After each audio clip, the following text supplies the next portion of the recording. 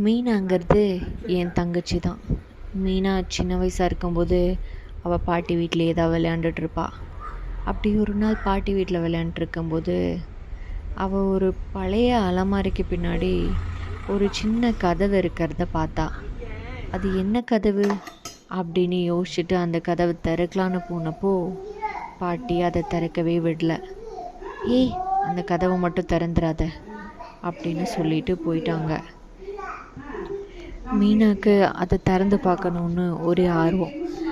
அந்த கதவுக்கு பின்னாடி அந்த சின்ன கதவில் என்னதான் இருக்குது, அது என்னவா இருக்கும்னு ஆர்வம் தாங்கலை. அன்னைக்கு ராத்திரி சரி இதை திறந்து பார்த்துருவோன்னு எந்திரிச்சு போனான். அந்த கதவை அதே மாதிரி திறந்து உள்ளே பார்த்ததும் ஒரு பழைய பெட்டி இருந்தது.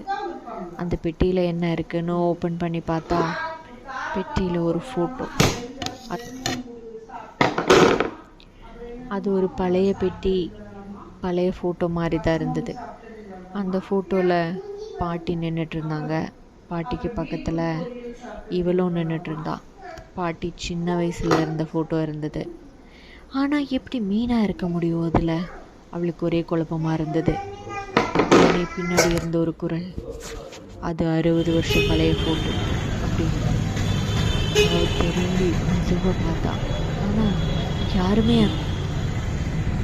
ஆனால் யாருமே அங்கே இல்லை.